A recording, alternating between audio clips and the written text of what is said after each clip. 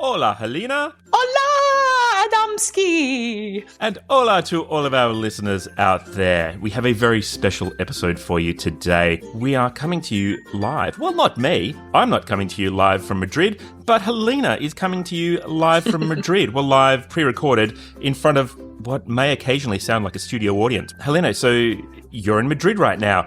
This is going to be a slightly different episode to our usual format. We won't necessarily do a little introduction up front.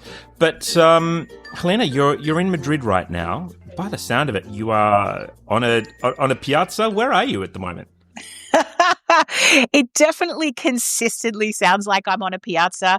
And that's the beautiful thing about Spain. It doesn't matter whether it's 9 a.m. or 2 a.m. It always sounds like you're on a piazza full of people, because in Spain, you know, the life never dies. There are people up at all times of night, which is just exhausting and yet wonderful all in itself. And I'm really lucky because I'm staying very, very central. Literally, as I come to you live, I'm looking out these gorgeous shutter windows at the Royal Palace. Wait, they didn't put you in the palace? This is what I was going to say. I'm a bit upset that I missed out on a room in the palace. They told me they did have a room for me there, but there were so many tourist groups going around and doing tours that I just needed a bit more space, which I appreciate. I get that, yeah. It's the only reason I'm not being put up there. But as I look out my windows, there's these gorgeous gardens in front of the Royal Palace. And then just around the corner to my right is Teatro Royal, which is the opera house where I'm working. And what a prime location to be in. I mean, it's a little bit different to my house in the UK, looking out and, you know, seeing my dog in the backyard. Not that that's a problem, but it's a slight change in atmosphere, that's for sure. I've noticed as well that a lot of your messages have been coming through quite late for where you are. So as you and I message backwards and forwards quite often, I'm conscious that you are clearly staying up a lot later than you usually do. Are you really getting into the Madrid culture? You have to, because rehearsals are always late. And it's this thing, I've worked in Spain before. I've worked in Bilbao and Santander. I remember the culture from back then. I mean, obviously, Madrid is a very big opera house and they function with a little bit more stability than some of the smaller places that I worked with when I was younger do. But it's still normal to rehearse from 4 until 10 o'clock. And I find it weird because at 4 o'clock, I want to have a cup of tea. And at 10 o'clock, I'm usually in my pajamas. Here, it's just normal to have rehearsals until 10 and then go out and be merry and drink, you know. And it's extraordinary and upsetting. And yet I find myself feeling a little jealous of their lifestyle as well.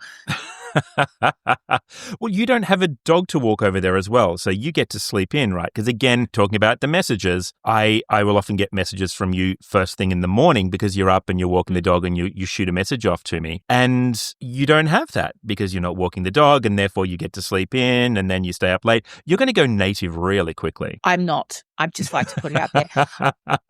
I am such a morning person, and look, I find myself, it's just kind of that middle-aged grumpiness a little bit. Like, I'll get home from work and I don't understand how not to be hungry by the time you get home from work. And if you're going to eat dinner, I don't want to eat dinner at 10 o'clock at night because, you know, I'd like it to go down before I go to bed, and I'd like to go to bed before midnight.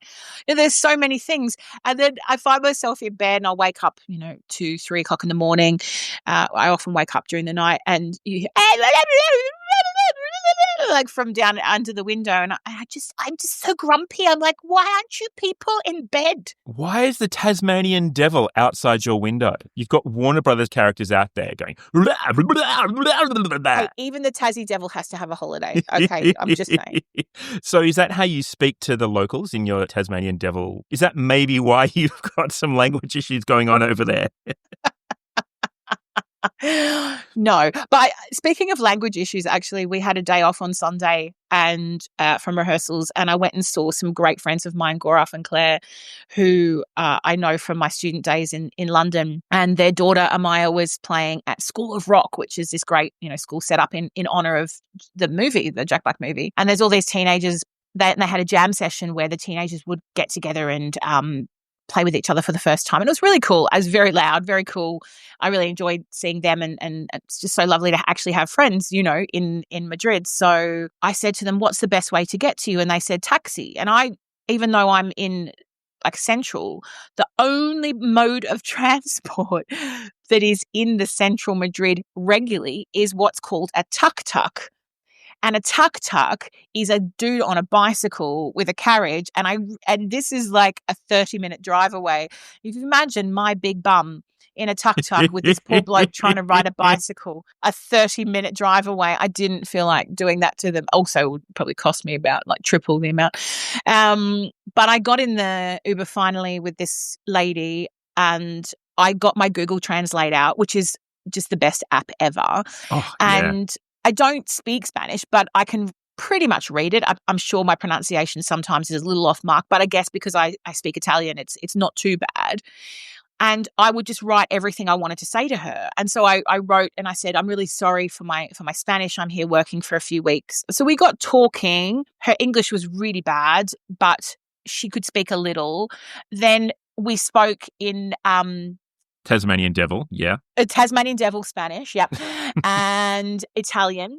And then she asked me what I did, and I told her, and she asked me whether I sang, like what languages I sang opera in, and I said German. And she said, sprechen Sie Deutsch?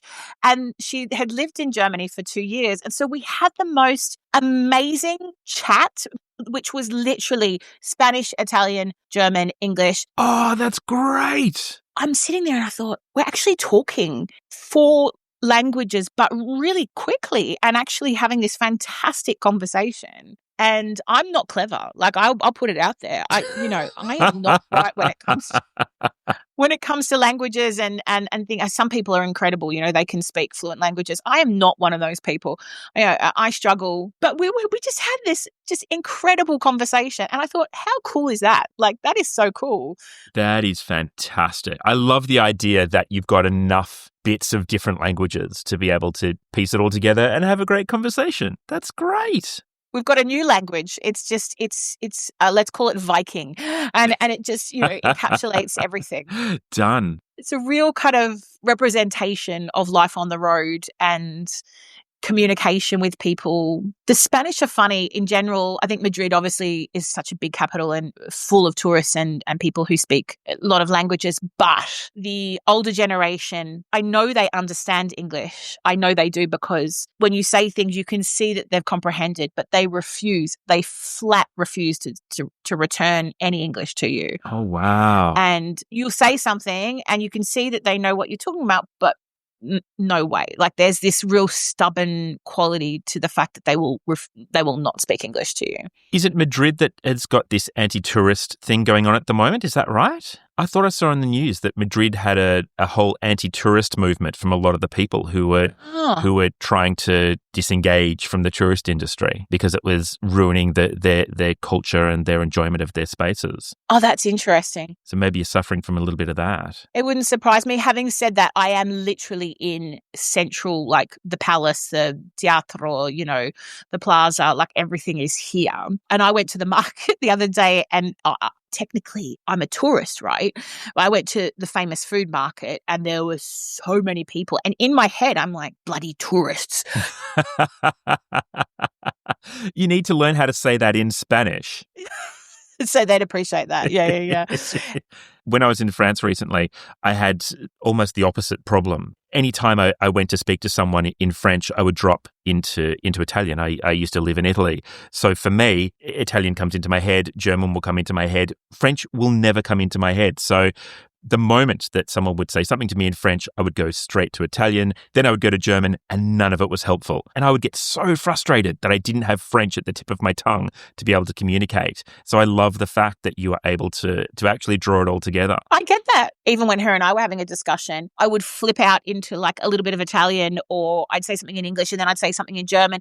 But because she spoke a bit of everything, it was great. Like we just managed to kind of piece it all together. And she said to me the same thing. She said, when you learn a language, even if it's been a long time, you can hear it and comprehend, but putting it into a sentence or something is always harder, obviously, to speak. But what a cool world that you can kind of piece four languages together and have a conversation. I just thought that was pretty awesome, to be honest. But yeah, no, it's a really bustling area, and I'm fortunate enough to be right in the heart of it. And yet, if you go up the little hills and look in little streets and things, you can find places that aren't touristy, like really local little bakeries or little things. And so I know you and I have had this food discussion before, but one of the first things that I do is I contact people either who've lived here or worked here and say, talk to me about the non-touristy gems. I found some fantastic little gems. The market was annoying. There's just too many people there. So what's your recommendation for Madrid out Palace Way? Oh, well, the food market,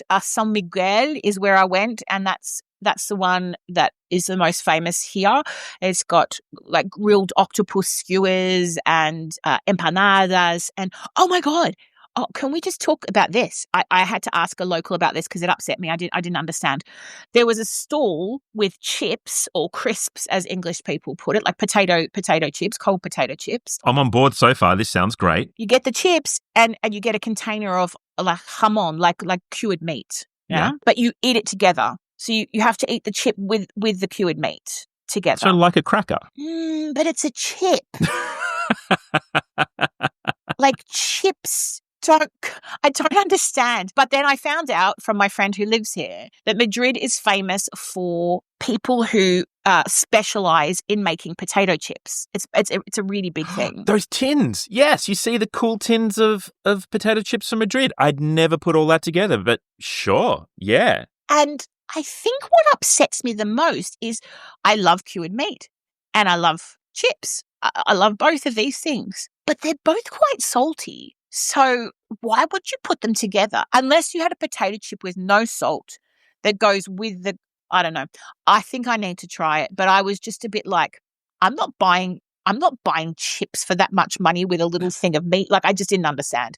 Oh, no, I'm totally on board for that. And now I've got to try to find that somewhere in Melbourne. That's really annoying because I'm not likely to be heading over to Madrid anytime soon. So you've given me an adventure, a quest. I have a quest now to go and find jamon with nice Madrid-style crisps. That's quite exciting. I like that. And apparently there is an art to the potato chip. Apparently you can taste which maker it is that's made the particular chip depending on all kinds of things, the texture and the amount of salt or the type of oil that they use. So apparently there's quite an art form to it, which is really quite interesting. I need a review of this. Another episode, I just want to have a review of all of these chips back to back because I want to know what they're like.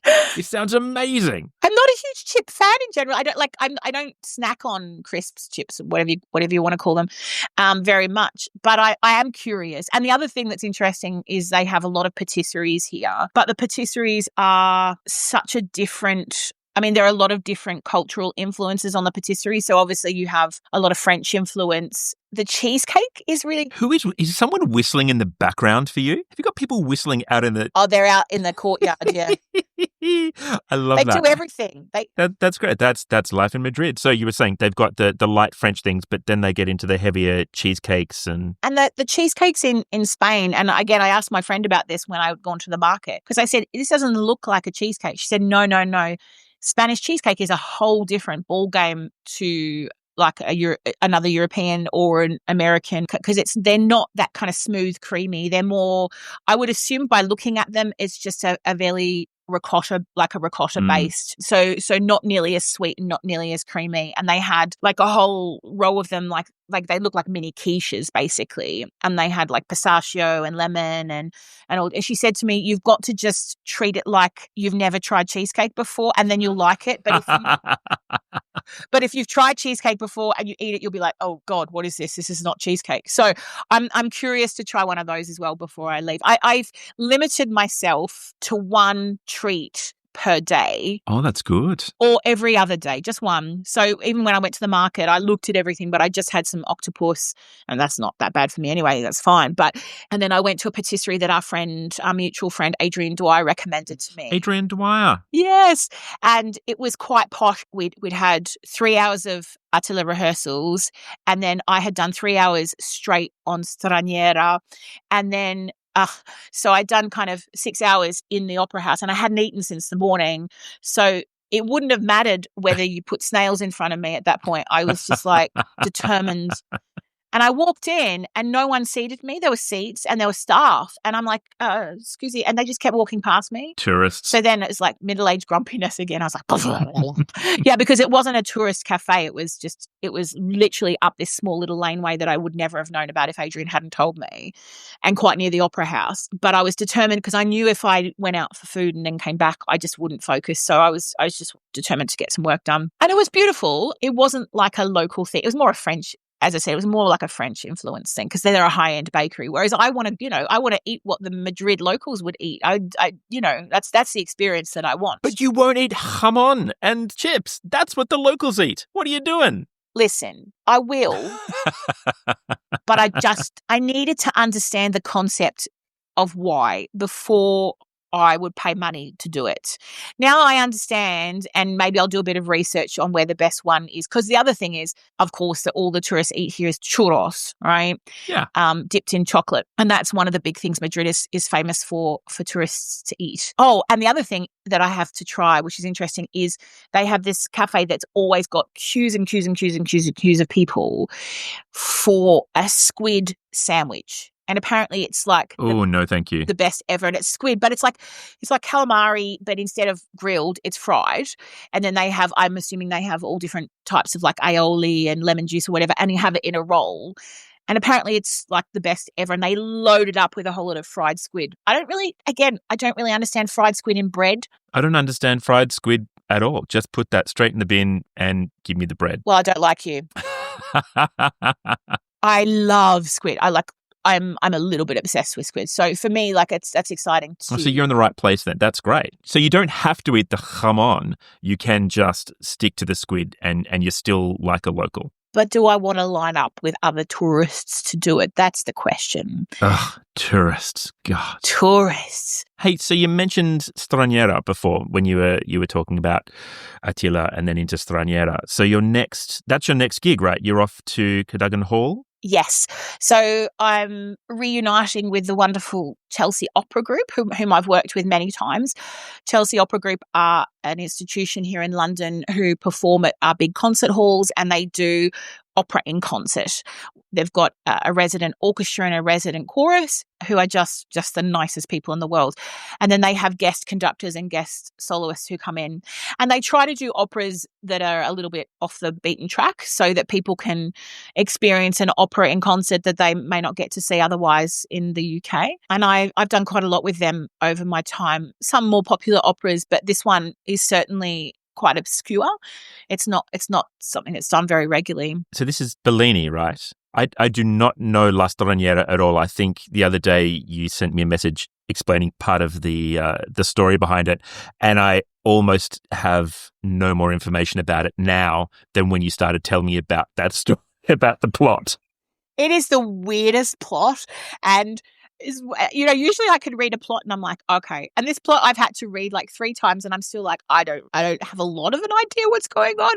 And then I messaged you obviously and went, oh my God, I just discovered something really important with the plot. And that's because obviously I translate everything, and a lot of opera singers know that Castell has done a whole load of translations. So Castell published a whole lot of opera translations for people that don't know. Good old Nico Castell. Love me a good bit of Nico Castell. Every singer loves those books because they are word for word translations of operas. However, when you get an opera like this, it's not in there. So I had to do a lot more work on translating. Like there's a libretto and there's the CD translations, but they're like arty-farty old school poetry type translations, whereas I like to know every word that I'm singing. I'm semi-fluent, so I can pretty much know, but then of course you come across words and I'm like, no, I didn't. Oh, someone just threw a glass at a tourist outside. And actually, the chorus master for Straniera, she's a friend, and she did a post on Facebook. And she's like, I don't understand what's going on in this opera. It is. I'm not going to go into it because you'll all be like, what? No, I'm setting you a challenge. I'm setting you a challenge that if not for our next episode, for an upcoming episode, I want to hear a synopsis of this opera, because the bit that you mentioned to me sounded unhinged, and I think our audience deserves to hear it. I'm going to give you time to go away, think about it, and then in a future episode, we're going to unleash that plot on the world. Great. Thank you. All I can tell you is La Straniera is the name that all the village people call me, because I'm this weird woman who lives in a hut in the middle of the country, far away from everyone else. And they all think I'm like a witch or something. Wait, just to be clear, this is the plot of the opera, right? This is not you, Helena Dix, and your real life. I have been friends with you long enough to not take that so personally. And anyway, if it was Helena Dix, and I lived in a hut in the middle of nowhere and everyone called me La Straniera, they wouldn't let me pass border control, surely. They'd be like, no, La Turista.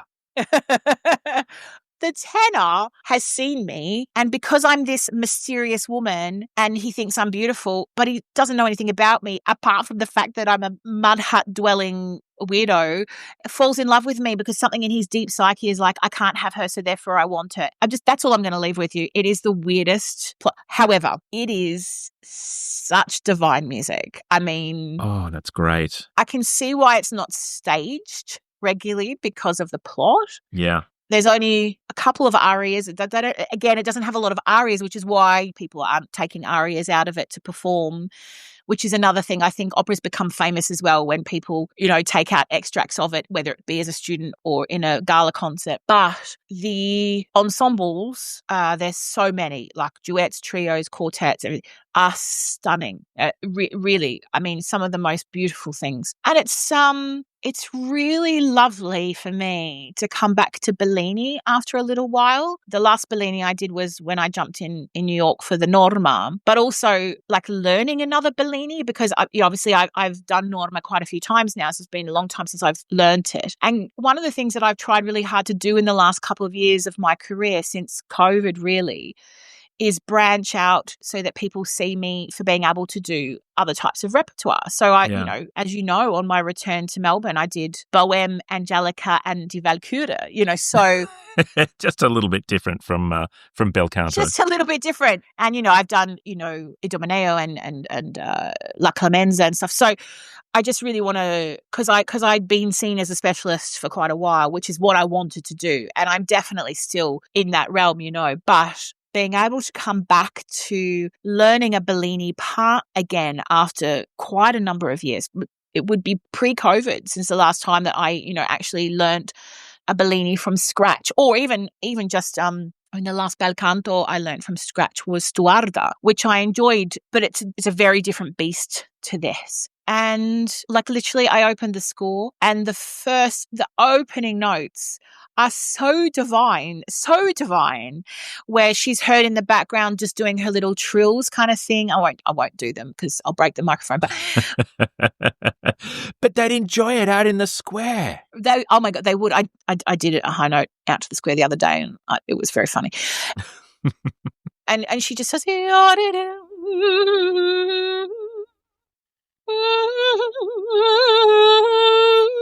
and then up to a like top C, and then and my voice just went, this is glorious. Thank you so much for coming back.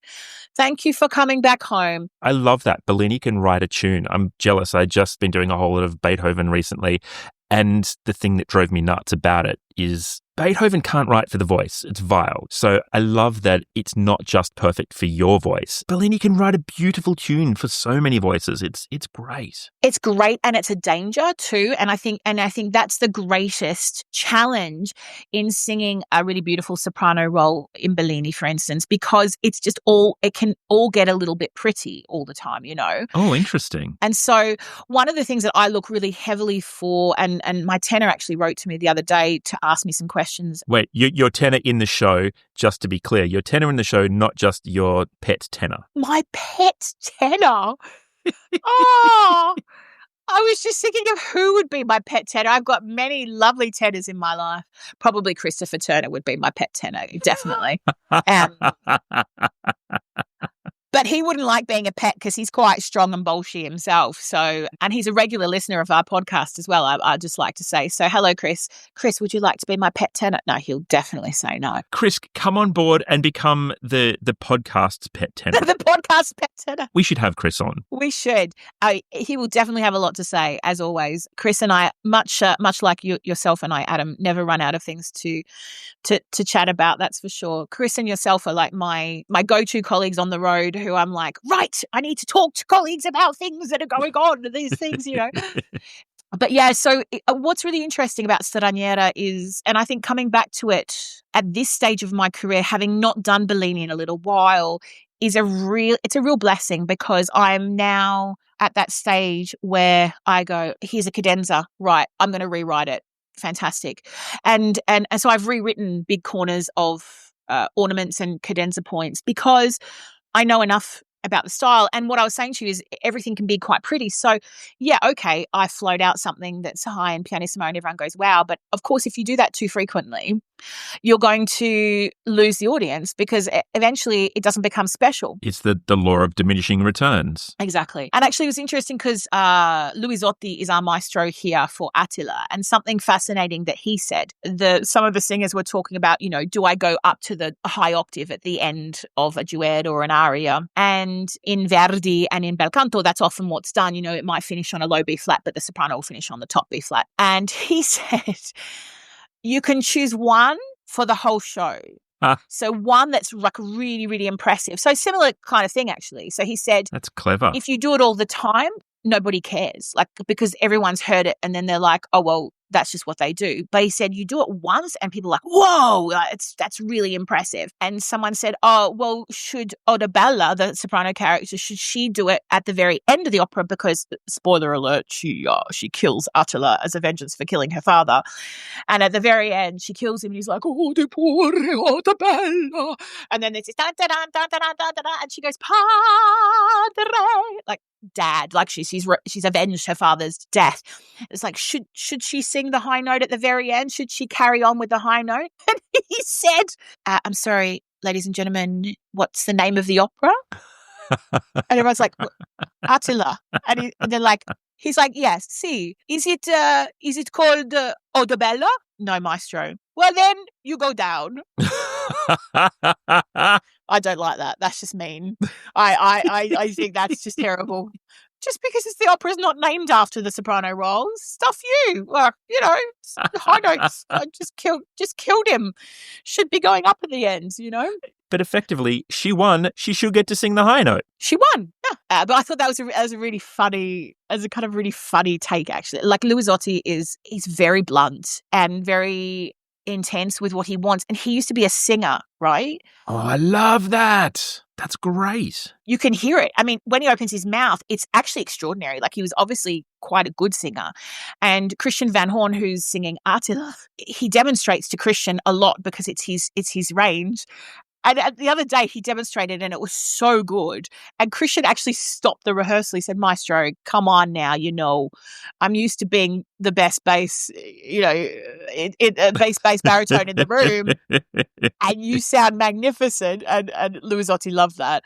But you can tell he used to be a singer, because it's not just like a conductor sing well. So a lot of them, they sing well, but not like this. This is like technique and everything, like, you know. But finding a conductor that you'll know that there are singers conductors and orchestras conductors, and as a singer, there's nothing better than finding a conductor that has empathy with you. But usually they come down the path of a little bit of singing, but mostly piano or something like that. So finding an actual singer, oh, that's joy, who really understands what it's like. And he's really hard on everybody, but what he gets out of it at the end, like if you're able to sit back and watch one of your colleagues doing their thing and you hear him and you think, oh, if I was in the firing line, that would be quite tricky. But when you're able to objectively sit back and listen to what he's trying to achieve, and his tempi sometimes you think, gosh, that's not a normal tempo, because I've done Odabella like many times in Germany. I did it for 2 like really long seasons in 2 different cities, and I've never heard tempi like this, but they make vocally, they make so much sense. And he's able to really listen to each of the singers, and he won't point out weaknesses per se, but what he does is he adjusts tempi around people's voices to bring out the best in what they do, which I find really exciting, actually. And sometimes you can see people like, that is fast. What the hell? But actually, when their voices are moving in that manner, it projects whatever that corner is supposed to project really beautifully. Whereas, you might get another singer whose voice doesn't move in that manner, and you'd have to do something different. It's really lovely to witness that. And it's not just about listening, it's about that knowledge of how the voice spins and moves, and the size of the voice, the weight of the voice, and the way. And you sometimes, because this cast is some big old voices there, and you think, oh no, like surely he's not going to make them do a quick tempo. But actually, it's really exciting when it happens. It sounds thrilling. Yeah, it is thrilling. And I have to say, actually, I'm not sure of the gentleman's name who runs the chorus here in Madrid, but wow, the chorus. I mean, the best chorus I've heard in the world is the Metropolitan Opera, and you would understand why. They're a full-time chorus. It's the highest level really over there. I think Madrid is equal to, they are phenomenal. And we had the final orchestral yesterday in the opera house. The orchestra is a concert version of Attila, and the orchestra in the pit, which I find great. Again, so many concert performances of opera have the orchestra on stage, and it's just not particularly a fair representation of what the sound should be like. Yeah.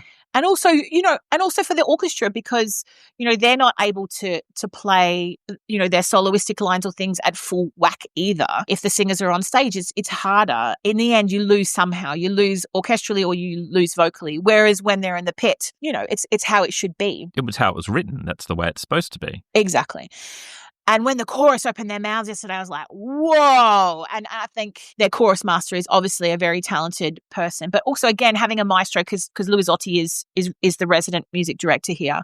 And he said to us in rehearsal, the chorus here are magnificent. Even their like sottovoce lives and breathes energy. And he was right. They're unbelievable. So that was really exciting, actually.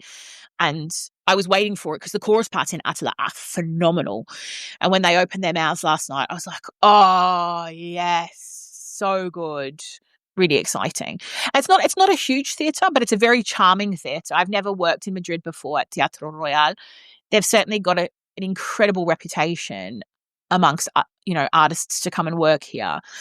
But it only seats about 1,800-ish, I think. So it's not a huge theatre, but it looks ever so slightly like a cross between La Scala and the Met. It's like a mini Metropolitan Opera with this huge, like in the middle of the audience is this huge royal box. So you've got your boxes on the side. Yeah. But then this box is like a big square with a big gold curtain over it for all the special people, all the royals who were taking up my bedroom space over the road to come and sit and watch the opera.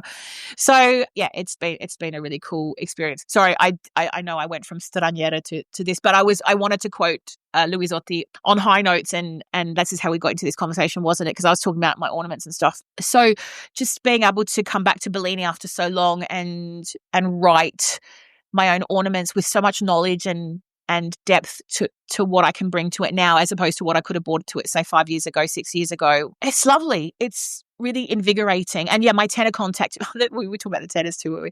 The tenor of my show contacted me, and he said, I'm thinking of doing this ornament. What are you doing? And why are you doing what you're doing? And I said to him, well, when you write an ornament or when you do embellishments, they need to be fueled from somewhere. It's not about just showing off. It's about the passion of the character. So what I said to you at the beginning about not sounding too pretty all the time. Yeah. So my ornaments aren't just about floating and sounding all pretty. Like some of them are quite gritty and earthy, and some of them move quite fast, and some of them go down into my chest voice and stuff, depending on what I'm trying to portray. And that's just really cool. That's really exciting to do. That's very cool. Hey, I'm conscious that you need to get back to practicing, and then I think you're heading back into the theatre a little bit later on. So I'm going to wrap it up here. But it's been so good to chat, and I've loved hearing you live from Madrid. There we are, and I'll have to come back to you with the whole potato chip and cured meat situation, I think. I think that's definitely on the list to do. Oh, yeah. How else can I live vicariously through your travel if not through potato chips? Make this happen. It's weird, but it's wonderful. Weird and wonderful. It's so good. Okay, well, we're going to wrap it up and we'll chat to everyone next week.